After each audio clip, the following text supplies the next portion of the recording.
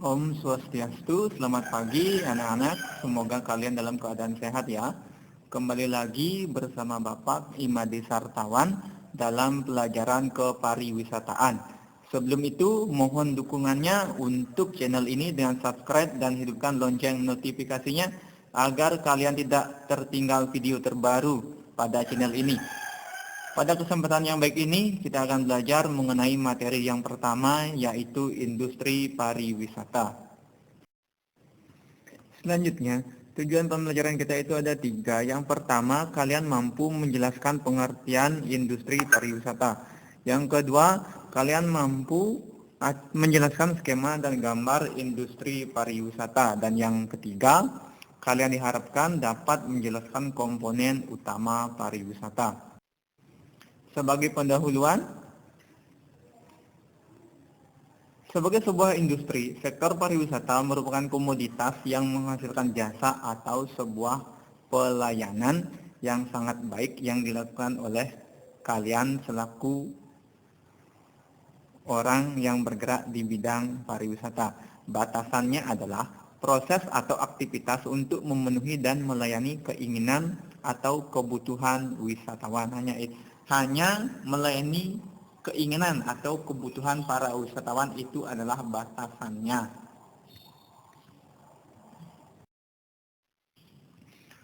Uraian materi pada hari ini ada 3 yang akan kita bahas, yaitu pengertian industri pariwisata, skema industri pariwisata, dan yang terakhir itu ada komponen pariwisata. Yang pertama, pengertian. Keluarnya Instruksi Presiden RI nomor 9 tahun 1969 yang disebutkan dalam bab 2 pasal 3. Usaha-usaha pengembangan pariwisata di Indonesia bersifat suatu pengembangan industri pariwisata dan merupakan bagian dari usaha pengembangan serta kesejahteraan masyarakat dan negara. Di sini, produk yang dihasilkan itu produk yang tidak sejenis atau produk yang tidak homogen, seperti hotel, restoran, transportasi, akomodasi, serta sarana-prasarana penunjang industri pariwisata. Dalam bukunya, R.S. Darmajati menyebutkan, industri pariwisata merupakan rangkuman dari berbagai macam bidang usaha yang secara bersama-sama menghasilkan produk-produk ataupun jasa-jasa pelayanan atau servis.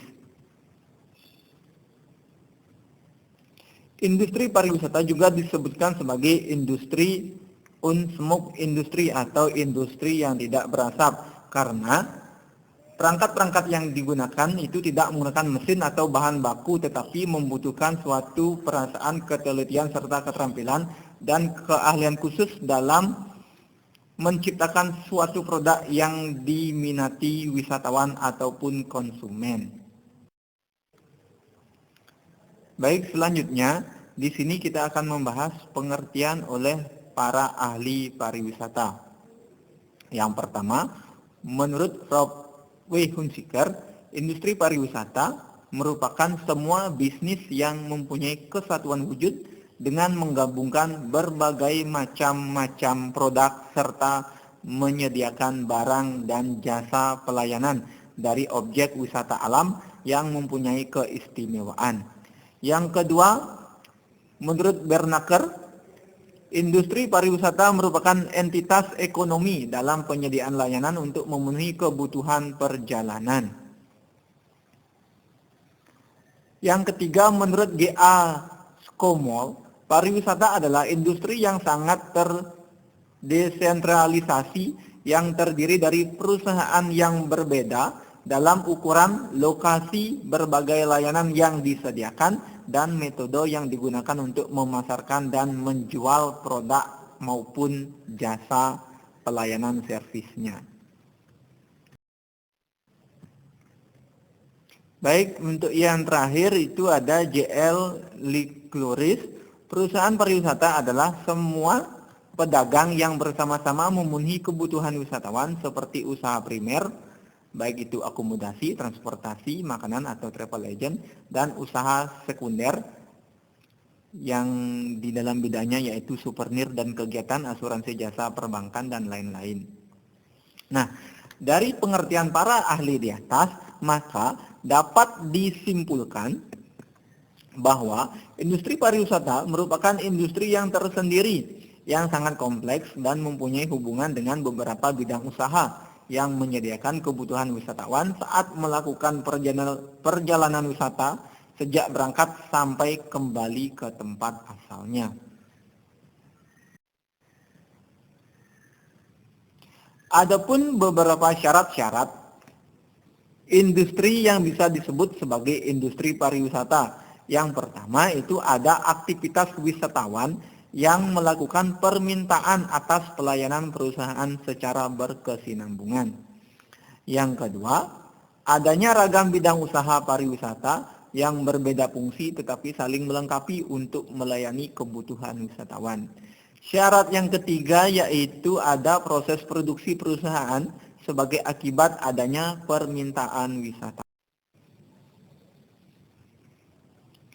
Yang kedua, kita akan membahas skema industri pariwisata. Di dalam skema industri pariwisata, yang merupakan pemetaan terhadap kondisi daerah tujuan wisata yang mencakup ketersediaan akses jalan, penginapan, atraksi, dan fasilitas penunjang sehingga dapat ditetapkan sebagai daerah tujuan wisata. Silahkan kalian simak gambar yang ada di bawah ini. Skema industri pariwisata ada layanan transportasi, lodging operation, ada aktivitasnya, ada food and beverage operation, ada toko retailnya.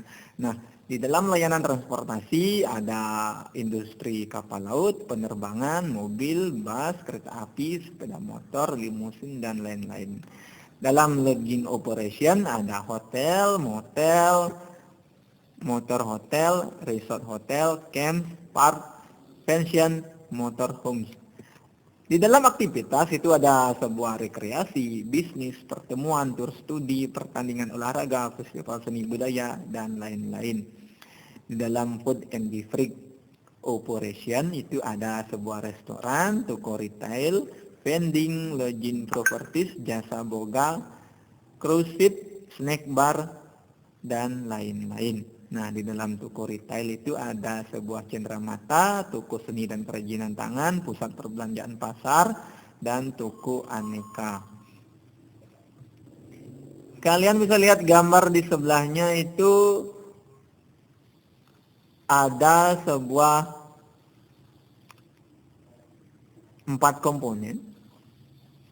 komponen industri yang tergabung di dalam accommodation, transportasi, atraksi, private sector atau public sector.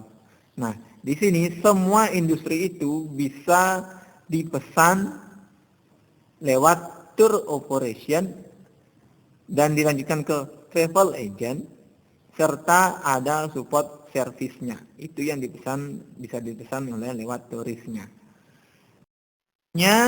Yang ketiga ada komponen pariwisata. Apa saja sih komponen-komponen pariwisata itu?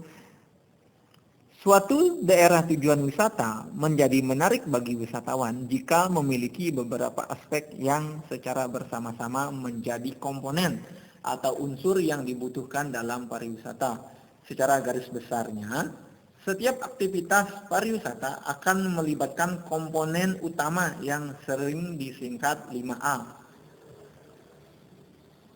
Yang pertama itu ada atraksi, yang kedua ada aksesibilitas, yang ketiga ada aktivitas, yang keempat ada amenitas, dan yang kelima ada akomodasi. Kita ke yang pertama, atraksi. Atraksi merupakan sesuatu yang memiliki daya tarik sehingga orang ingin menikmatinya. Komponen ini sangat dominan untuk membuat wisatawan melakukan perjalanan. Atraksi yang dikunjungi terdiri dari 2 hal sebagai berikut. Yang pertama, scenic attraction, seperti tempat dengan pemandangan yang indah dan iklim yang baik atau tempat-tempat bersejarah.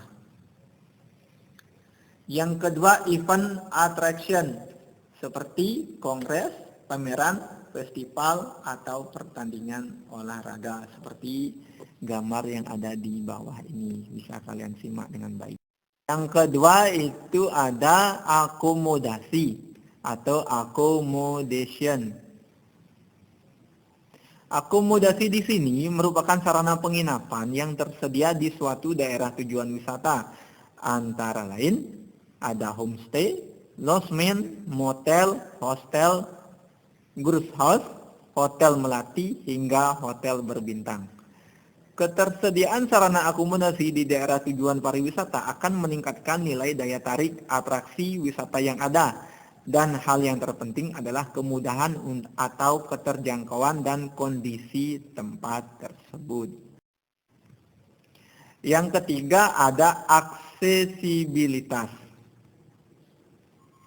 Aksesibilitas merupakan sarana dan prasarana penghubung agar wisatawan dapat mencapai suatu tempat ke tempat lainnya dengan mudah, meliputi prasarana jalan atau perhubungan, sarana transportasi, dan sarana komunikasi. Nah, kita di sini di Indonesia pada zamannya Bapak Jokowi itu sudah dibangun aksesibilitas untuk penunjang sarana pariwisata seperti jalan tol, tol laut, kereta api cepat, bandara diperluas. Itu pembangunannya sangat besar-besaran untuk mendukung industri pariwisata.